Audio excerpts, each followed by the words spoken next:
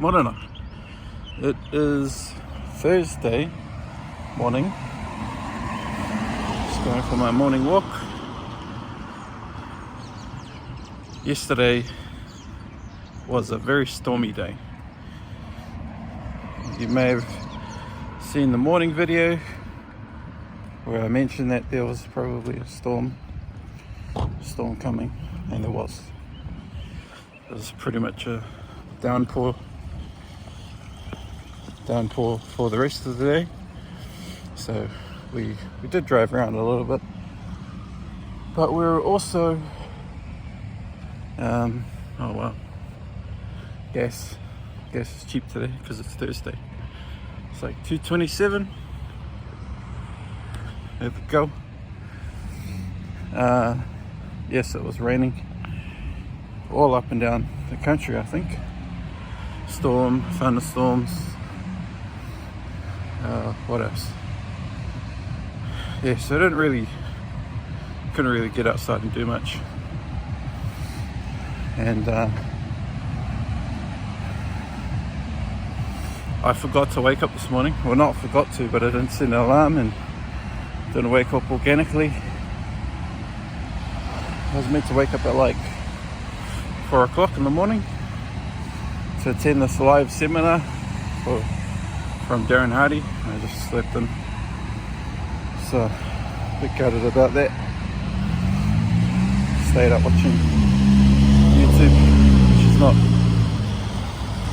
not good. And anyway, what I said I wanted to try and do is to like remember the importance of gratitude every day. Try to start these videos with a bit of gratitude. So, like I've said before, I always try to be grateful for, having my 5 senses, being able to see, touch, feel, hear, smell, and taste, and even the 6th sense, which is like, I think of it as like intuition, or being able to tell people's intent, reading their energy, if you want to think of it like that. And I, think of being grateful for family and friends in my life, having a roof over my head, having food to eat, having money in the bank, having clothes to wear. Like, there's so much that I'm grateful for, that on those bad days it feels like, when everything feels like it's going wrong, it's like, well, is it? Because there's probably people out there who have less, and it's not that bad for you, like for me. Anyway, I'm gonna put my phone down, try to focus on my walk, and I'll catch up with you later in the day. Cheers. Your walk complete. Now I'm gonna have breakfast and get ready for morning appointment. Cheers. Yo, kia ora, it is 9 o'clock at night. Just going for an evening walk. Blow some steam off. It's been a busy day. One thing I'm starting to realize over the last couple of days is finding time to do these recordings has been quite challenging. As a privacy student, somebody who's started a master's in information governance, one of the things that we focus on is the importance of privacy. And I was at the super clinic this morning for an appointment, and all over the walls they had all these signs saying, don't take people's pictures without their consent. If you're doing a recording for like TikTok, make sure you have the consent of everybody in the video. And that's pretty much one of the reasons why I don't do recordings very often, because You know, I could be out and about and there's just people around always, and I'm mindful of that. So what makes it so difficult for me to understand when I watch, you know, people who do vlogs and shit, and they kind of just whip out their phone and they just record with no care, no concern for other people's privacy. And I'm like, man, how do I do that? I don't really want to do that. I don't want to deal with, you know, people getting upset and angry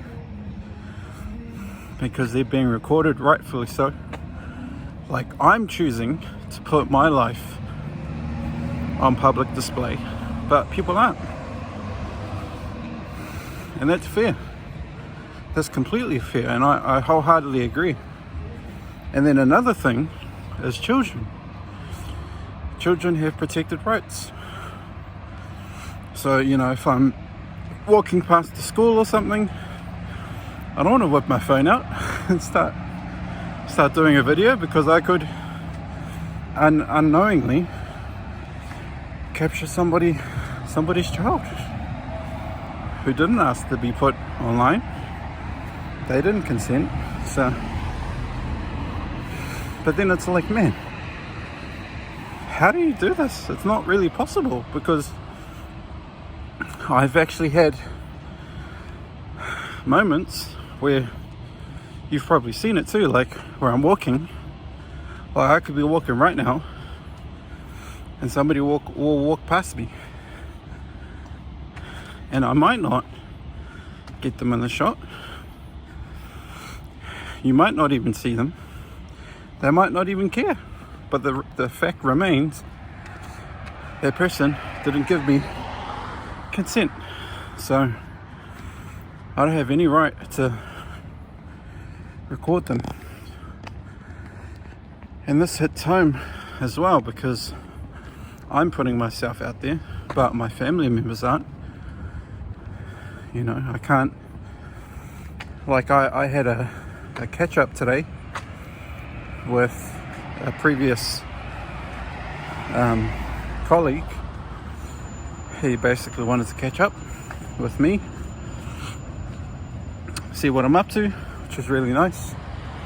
So we went out to this place called Eden Noodles in Manukau, and my fiance came along, and the place was like packed ass. It was busy. And I thought, I was like, oh, maybe I could like capture this as a photo or something and post it. Then I was like, wait, nah, because then I have to make sure I get everybody, like just those two, my friend and my fiance, get their consent, which is not guaranteed. But then it's like, I don't know, it's just the whole uncomfortable, you're put in uncomfortable places by doing that. And then I get into this like stage of thinking, what's the point, man? Like, if I'm just gonna record only myself, fair enough, but it's just gonna be boring. And then I think, wait, I'm not doing this to be entertaining. I'm doing this to show who I am, to show that I'm trying to be better every day, and this is the way I find myself holding myself accountable. You know, because I kind of look forward to these moments. I'm like, oh, I get to do my morning video while I'm going for a walk. Tick. Oh, I get to do a night video, maybe a night walk. You know, it's good. I get my steps in and I show up, or I do a LinkedIn post or something. So there is a method to the madness. Anyway, this is starting to get a bit off track, but I read a LinkedIn post that resonated with me a lot today. It's basically this lady talking about disclosing how much money she has sacrificed in starting her own business, and the thousands of dollars she spent on flights and setting up her website and all this stuff. and she had only made like 65 grand or something that particular year, but she spent, I don't know, 30, 40, and it was like a real transparent moment, and I just connected with it. It was really cool, and I guess it made me think about, you know, this is the messy middle, I guess. Maybe, well, for me this is kind of the beginning, but there will be a time where you or I enter a messy middle, or as Darren Hardy calls, the valley of despair, when it just sucks and you don't know if it's going to work. Like, I guess, you know, I could get 100 days in, no one's still watching, and that would be my valley of despair. It's like, why do I keep doing this? You just have to not quit, not give up. If you believe what you're doing is genuinely for a good cause, that's enough. If nobody buys what you're selling, or reads your book, or likes your videos, or comments, like, if you genuinely believe it's for a good cause, do it anyway.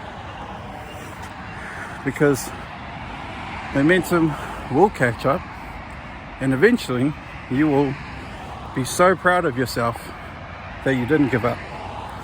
So that's what I'm going to do, or try to do, for the next 10 years. Anyway, I think I'm going to sign off here. I think that's enough for now. I'm just at 6,000-ish steps, so I've hit my target. I've done my 50 push-ups and squats for the day. It's been a pretty good day. Grateful for a lot of things. So yeah, if you're watching this, just know I love you. I'm rooting for you. Keep willing. Keep going.